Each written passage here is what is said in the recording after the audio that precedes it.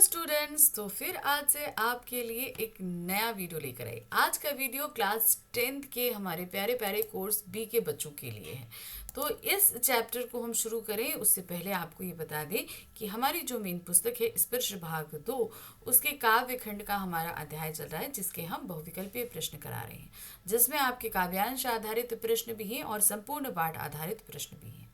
तो काव्य खंड का आज जो हम अध्याय ले रहे हैं वो है तोप।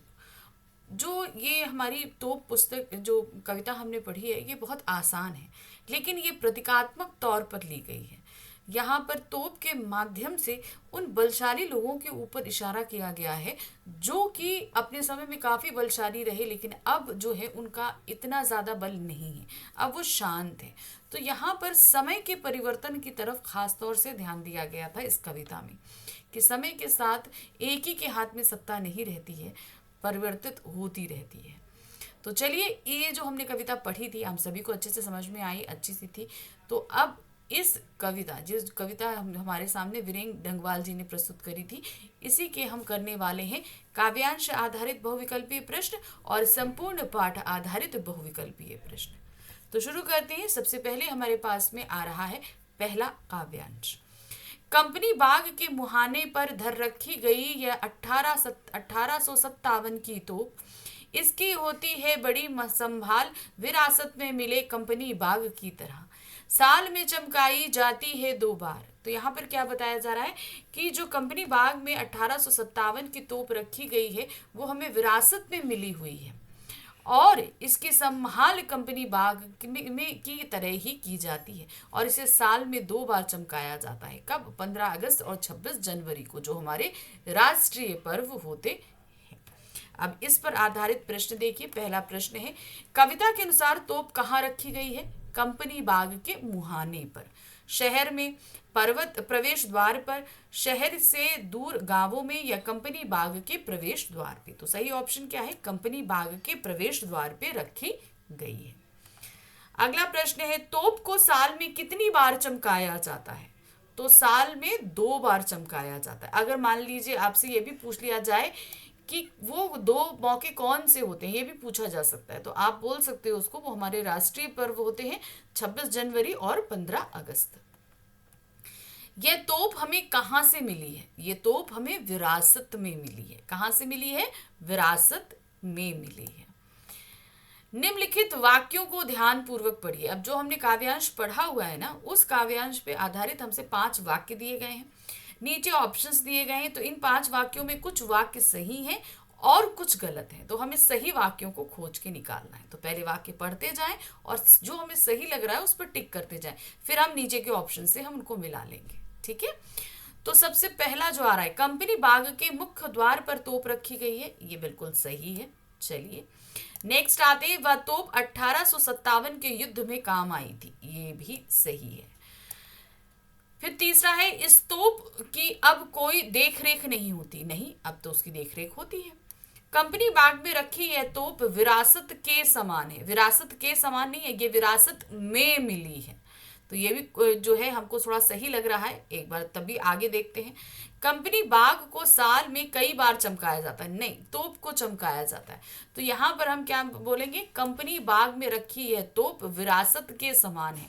तो विरासत में मिली है या विरासत के समान है? जैसे कि कंपनी बाग भी विरासत के समान है और तोप भी विरासत के ही समान है। जैसे हमें विरासत मिलती है अपने दादा परदादा से, कोई चीज़ जो है बहुत कीमती है हमको मिली है, तो उसी तरीके से। तो यहाँ पहला, तीसरा और चौथा सही है। ऑप्शन देखते हैं, पहला दूसरा पांचवा नहीं, तो यहाँ पर सही होगा हमारा घा, पहला, दूसरा और चौथा। चलिए अब आते हैं नेक्स्ट क्वेश्चन पे।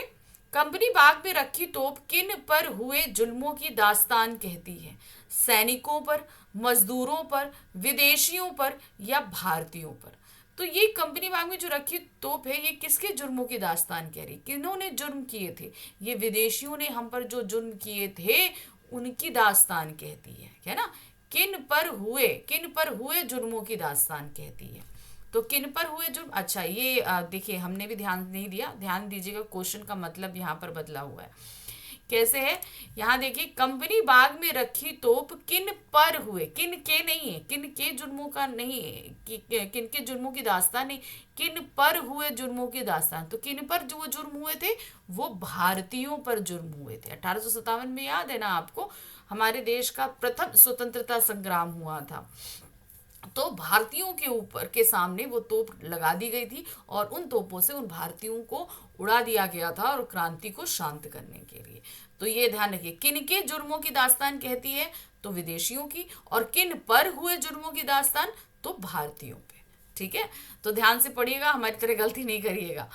चलिए नेक्स्ट आ जाते हैं दूसरा काव्यांश।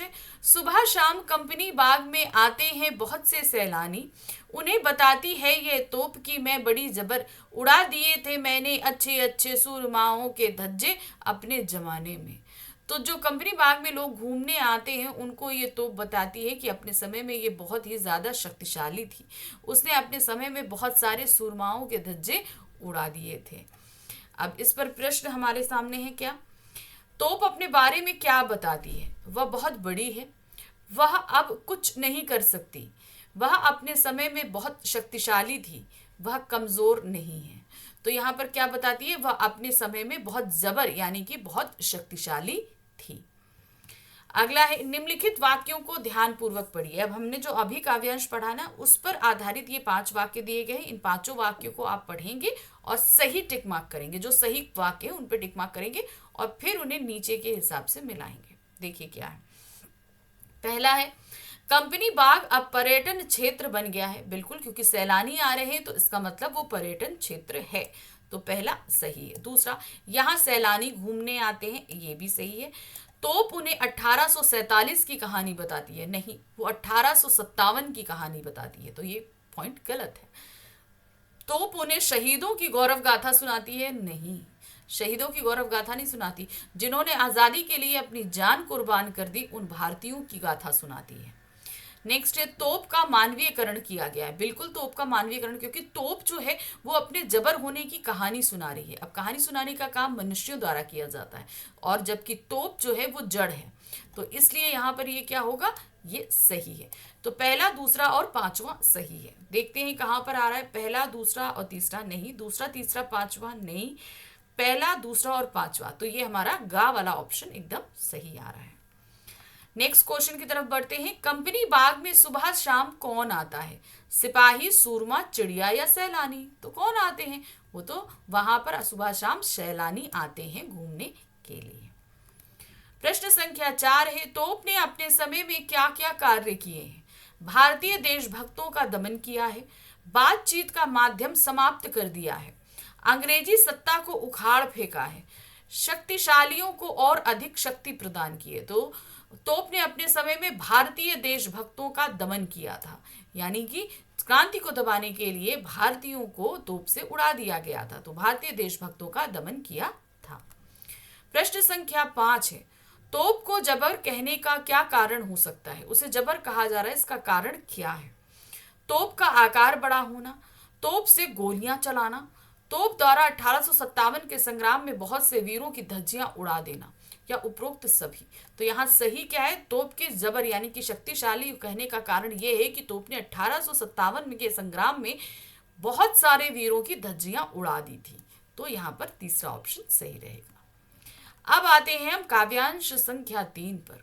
क्या दिया है देखिए। अब तो बहरहाल छोटे लड़कों की घुड़सवारी से अगर यह फारिग हो तो उसके ऊपर बैठकर चिड़िया ही अक्सर करती हैं गपशप, कभी कभी शैतानी में वे इसके भीतर भी घुस जाती हैं, खास कर गौरैया। वे बताती हैं कि दरअसल कितनी भी बड़ी हो तोप एक दिन होना ही है उसका मुंह बंद।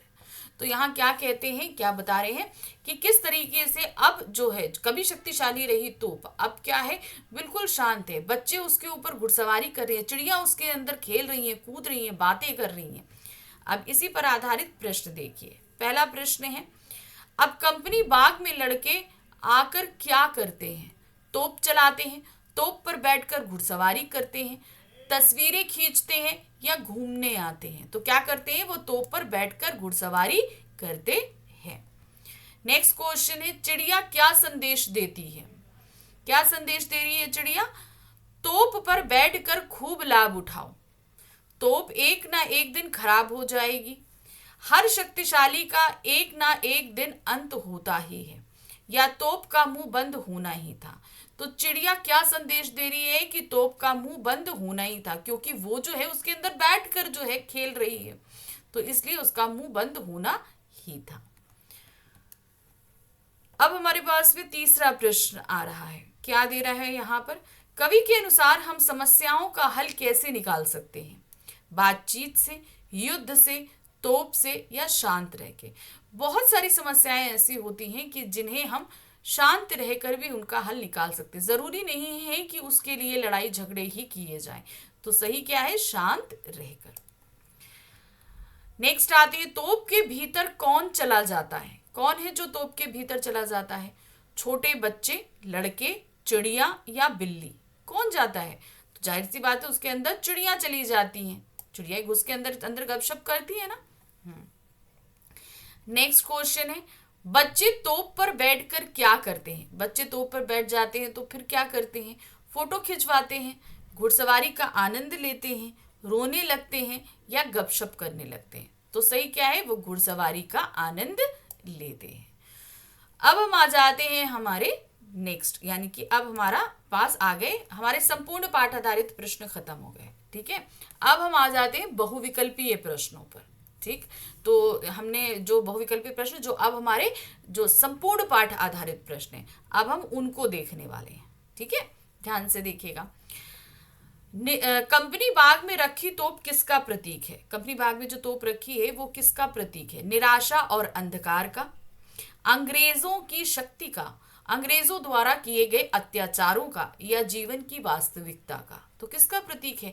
ये प्रतीक है अंग्रेजों द्वारा किए गए अत्याचारों का, कि कितना उन्होंने भारतीयों पर अत्याचार किया, ये इसके प्रतीक हैं।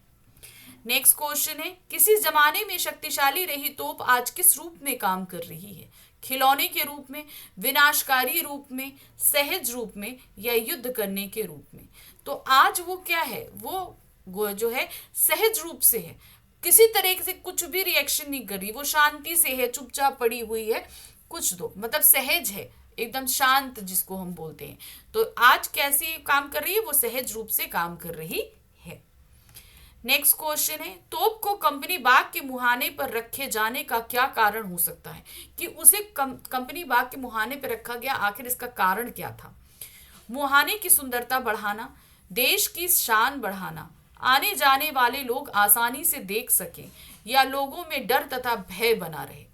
तो यहाँ पर जो कंपनी बाग पे तोप मुहाने पर रखी गई है वो है जो ऑप्शंस आ रहे हैं उसके हिसाब से अगर हम देखें तो वो देश की शान को बढ़ाना है। तात्पर्य यहाँ पर देश की शान को क्यों बढ़ाना है? देखिए, मुहाने की सुंदरता बढ़ाने से तो है नहीं, आने जाने वालों को लोग आसानी से देख सके इसलिए भी नहीं है। तो देश की शान बढ़ाने से ये है कि एक कभी ऐसी तोपें भी अंग्रेजों ने इतने जो हम पर जुर्म उठाए, हमने उन अंग्रेजों को मार कर भगा दिया।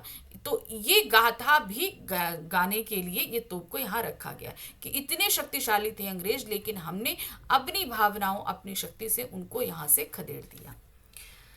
नेक्स्ट क्वेश्चन है, निम्नलिखित कथन ए तथा कारण आर को ध्यान पूर्वक पढ़िए और उसके बाद दिए गए विकल्पों में से कोई एक सही विकल्प चुनकर लिखिए। अब देखिए, कथन क्या है? पहला, तोप अत्याचारी सत्ता का प्रतीक है, बिल्कुल सही है। फिर हम आ रहे हैं, तोप जैसी वस्तुओं को सजाकर रखना चाहिए। तो हम यहाँ पर अगर देखेंगे तो कथन ए और कारण आर दोनों सही है, क्योंकि ये एक अत्याचारी सत्ता का प्रतीक है, तो इनको सजा कर रखना चाहिए कि अत्याचारी चाहे जितना भी शक्तिशाली हो, एक ना एक दिन समय जरूर आता है कि उसका अंत हो ही जाता है।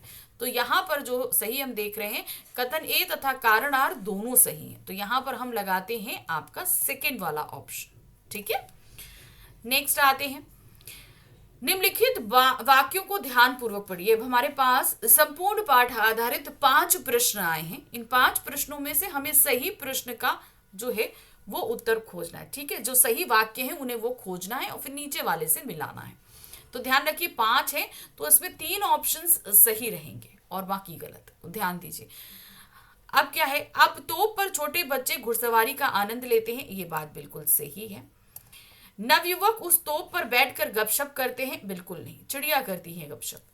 कुछ चिड़िया शरारत करती हुई उसमें घुस जाती हैं, ये भी सही है। गौरैया तोप से बातें करती है, नहीं, वो आपस में बातें करती हैं।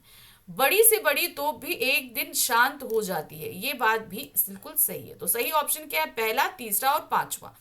तो पहला, दूसरा, दूसरा, तीसरा, तो यहाँ पर सही है पहला, तीसरा और पांचवा। तो ये हमारा घ ऑप्शन यहाँ पर सही रहेगा।